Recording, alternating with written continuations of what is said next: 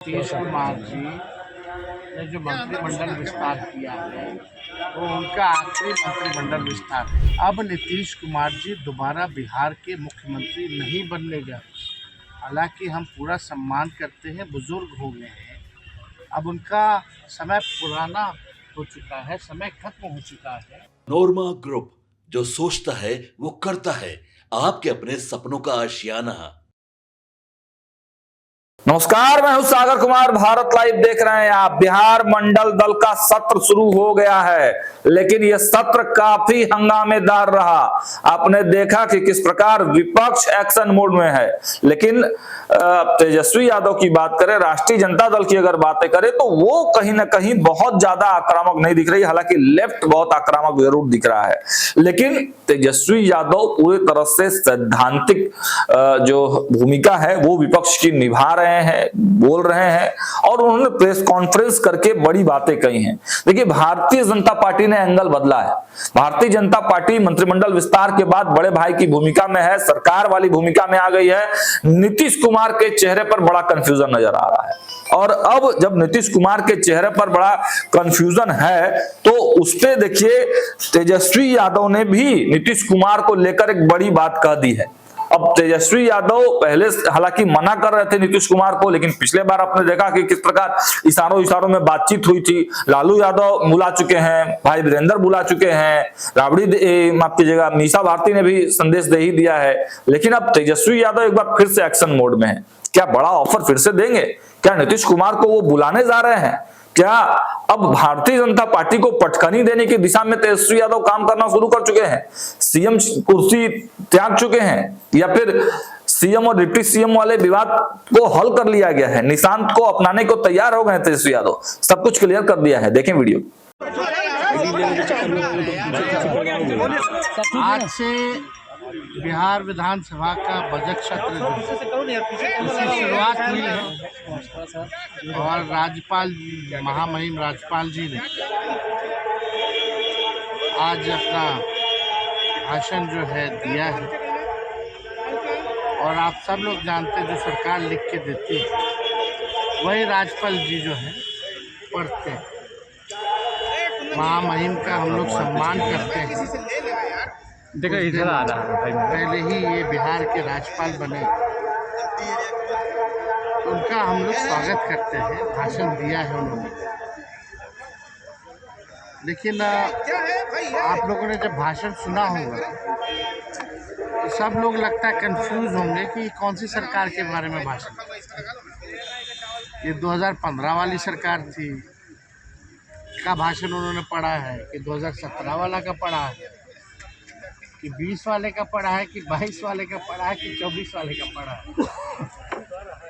आप अगर पूरा भाषण देखें तो आखिर कौन सा सरकार के बारे में इन्होंने भाषण पढ़ा। हाल फिलहाल में भी 1 साल नई सरकार को हुआ है, और हमें 1 साल में इनकी कोई उपलब्धि जो है दिखी नहीं कि कौन सा उपलब्धि बिहार से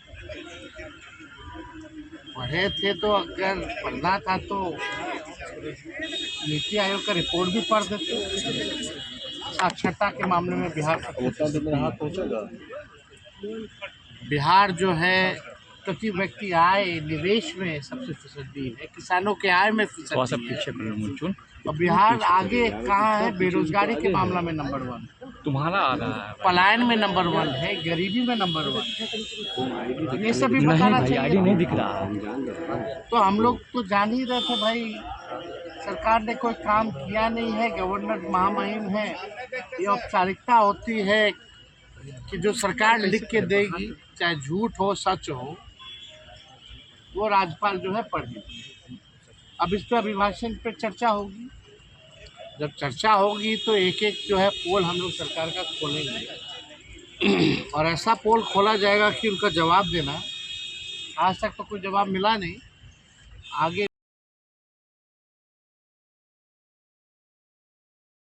पूर्ण सत्र होता है, सबसे लंबा सत्र होता है, और इस लंबे सत्र में हम सब लोग अपेक्षा करते हैं कि सही ढंग से जो है हाउस चले। लेकिन आप लोगों ने स्थिति देखी होगी, कोई हाउस में नियम या संविधान का पालन नहीं करता, बल्कि विपक्षी जो है बार बार आसन से आँख खोल के देखने को कह रहा है कि आपके सामने कोई संविधान का या नियम का उल्लंघन कैसे कर सकते हैं। आज लगभग कई दिन हो गए, साल भर हो रहा है और अब तक कार्रवाई नहीं की। स्पष्टीकरण पूछा गया लेकिन कोई जवाब मिला नहीं है, तो क्या ये आसन का अपमान नहीं है? जो भी विधायक उधर बैठाना तो बैठाओ ना भाई, लेकिन किस नियम के और किस संविधान के नियम के हवाले आप बैठा? सबका सीट जो है लोकेटेड होता है। अगर हम लोगों ने व्हिप के खिलाफ अगर किसी ने उल्लंघन किया है तो वो नियम में बना है कि उल्लंघन होगी। अगर कोई कंप्लेंट करेगा, पार्टी अगर कंप्लेंट करती है तो उस पर कार्रवाई होनी चाहिए, तो कार्रवाई भी नहीं होती। हमारे सदस्य की सदस्यता छीन ली जाती है और विलम्ब। MLC सुनील सिंह केवल पलटू राम कहने पे उनकी सदस्यता छीनी जा सकती है। यहाँ व्हिप का उल्लंघन हो रहा है, डेली सदन को शर्मसार किया जा रहा है, आसन के नीचे खेल हो रहा है, तो सदस्यता नहीं छीनी जा रही। तो मेरा ये कहना है कि संविधान सत्ता पक्ष के लिए कुछ और है क्या, नियम सत्ता पक्ष के लिए कुछ और है क्या, और विपक्ष के लिए कुछ और है क्या? वो तो हम धन्यवाद देते हैं उच्चतम न्यायालय को कि सुनील सिंह जी के मामले में जो है जो तानाशाही जिस प्रकार से सदस्यता ली गई थी, तुरंत सुप्रीम कोर्ट ने न्याय किया, जस्टिस किया और न्याय मिला। लेकिन भाई उस सदन का तो हो गया, कोर्ट जाना पड़ा। तो हम देखिए बिहार विधानसभा के मामले में हम पे बड़ा दबाव है, लोगों का कहना कि कोर्ट जाइए उन विधायकों के खिलाफ। हम कोर्ट नहीं जाना चाहते, हम चाहते हैं कि ये लोकतंत्र का मंदिर पवित्र रहे, जिन लोगों ने दल बदल किया इस पे कोई दाग ना लगे। लेकिन ये बात तो जो लोग आसन पे बैठे हैं, जो सत्ता पक्ष में, ये तो तानाशाही नहीं तो और क्या है। आप मंत्री की जगह दे करके उनको बैठाने का काम करो। अरे कराओ बाई इलेक्शन उनके सीट पे, फिर उनको जिताओ, फिर मंत्री बना के बैठा दो, कर सकते हो। ये तो नियम है। अगर कोई भी हमारे 3-4 सदस्य उल्लंघन किए हो, जो लोग, तो भाई कार्रवाई होनी चाहिए, पार्टी कार्रवाई करती है। व्हिप का मतलब क्या होता है? यानी व्हिप का कोई मतलब नहीं, तो इस व्यवस्था को आप रखिए, क्यों हटा दो? तो देखिए, अगर सिटिंग अरेंजमेंट में ही ये हाल है तो विपक्ष तो संविधान और नियम और लोकतंत्र को बचाने के लिए हमेशा आवाज उठाएगी। निशांत की चर्चा बड़ी हो रही है, अब हो गया, अब तो हम बोल के नेता भी कह रहे हैं कि आप देखिए, हमने एक बार नहीं कई बार प्रतिक्रिया इस मामले में दे दिया है। बार बार मेरा इस पर, आप पूर्व बयान मेरा सुन लीजिए, आपको पता चल जाएगा तय है कि नहीं है। तो इस पे हम बार बार इस मामले में दिलीप जायसवाल का एक बयान आया है जो है वो तय करेगी, ये कह रहे हैं ये तो मुख्यमंत्री पद का चेहरा। नीतीश कुमार जी ने जो मंत्रिमंडल विस्तार किया है वो उनका आखिरी मंत्रिमंडल विस्तार हो। अब नीतीश कुमार जी दोबारा बिहार के मुख्यमंत्री नहीं बनने जा रहे। हालांकि हम पूरा सम्मान करते हैं, बुजुर्ग हो गए हैं, अब उनका समय पुराना हो चुका है, समय खत्म हो चुका है। Nitish ji is a old model, he doesn't have any vision, road map, and he got 20 years. Bihar की जनता ने 20 साल मौका दिया, ये कोई मामूली बात नहीं। 20 साल में भी अगर बिहार सबसे गरीब है तो उसका दोषी कौन है? 20 साल में सबसे ज़्यादा बेरोजगारी बिहार में है, पलायन सबसे ज़्यादा है, और आपराधिक मामले तो आप देख लीजिए, NCRB का आंकड़ा उठा के देख लीजिए।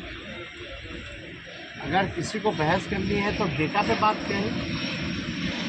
तो बिहार तो पीछे चला जा रहा है, और जिस हिसाब से बिहार को आप बताओ 2014 के बाद स्टेबिलिटी कहाँ मिली है बिहार सरकार में? सब असमंजस में रहते। अब तो 15 ही से किनारे, 15 से 25 जो है 5 सरकार बन गई है। आप अगर निकाल दे तो 2 साल की सरकार। बीजेपी के लोग तो आप चेहरे पे चुनाव जरूर लड़ेंगे, चेहरे पे चुनाव जरूर लड़ेंगे। अन्य राज्यों की तरह यहाँ संसदीय बोर्ड तय करेगा। बीजेपी का एकमात्र मकसद है कि जनता दल यूनाइटेड पार्टी को कब्जा लो, और जो लोग जनता दल यूनाइटेड को नीतीश कुमार ने कमान दिया है, ये साफ दिखाता है कि निर्णय लेने लायक नीतीश कुमार जी अब नहीं रहेंगे। जो भाजपा ही है, संघी है, उसको कमान दे रखी है। सबकी डीलिंग हो चुकी है भाजपा से। नीतीश जी का अब खेल ये लोग समाप्त कर रहे हैं। ये नीतीश कुमार जी अनजाने बने हुए हैं, लेकिन उनके जितने साथी जो आजकल भुजा पार्टी करने वाले लोग हैं, सब दिल और दिमाग से भाजपा हो चुके हैं। बस समय का इंतज़ार कीजिए। ये लोग पूरे जनता दल यूनाइटेड को, जो शरद जी की बनाई हुई पार्टी जो थी, इसको ये लोग कब्जाने का काम कर रहे हैं। पिछले बार और बीजेपी क्या करती है नहीं करती किसको नहीं पता है, बताइए। तो आपको पता है कि क्या काम करती है, और कोई काम आता है उसको? खुल के बेईमानी करो, खुल के चोरी करो, नियम और संविधान का उल्लंघन करो। This is the weapon of BJP. They have all the institution in their pocket. कितना इंस्टीट्यूशंस है, कॉन्स्टिट्यूशनल इंस्टीट्यूशन है, सब पॉकेट में। Election commission is the cheerleader of the BJP. और इस बार चीयर लीडर कितना भी चीयर करेगा बीजेपी का बिहार में, बिहार की जनता खुट्टा गाड़ करके मोबाइल पीछे करो, रहेंगे, जाते रहेंगे। बिहार जो है देश भर में चर्चा में रहेगा। ठीक है, हम पे भी बहुत आरोप लगेंगे, बहुत तिगड़मबाजी होगी, ये होगा, तरह तरह की बातें बिहार में होंगी, क्योंकि चुनाव। तो अब सर्वे भी होता रहे, सर्वे ठीक है, सर्वे होता ही रहता, उसमें कहाँ उसमें हम देखो, हम अपने आप पे विश्वास है, हमने खुद पे हम विश्वास करते हैं कि इस बार बिहार की जनता हम लोगों को अवसर देगी।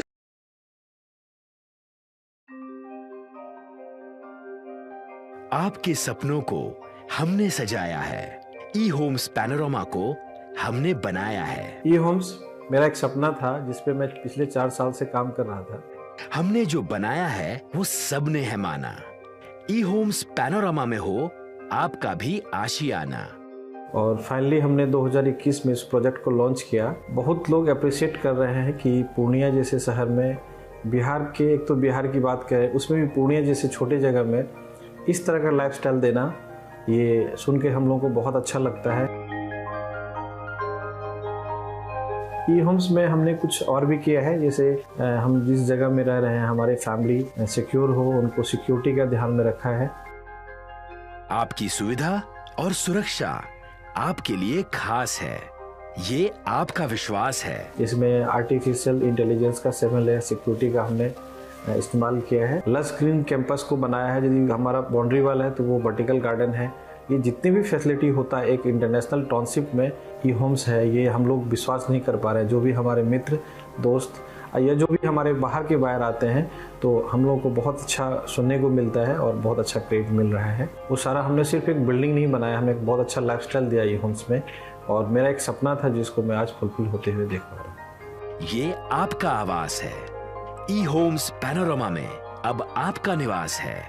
ई Homes Panorama, luxurious lifestyle redefined.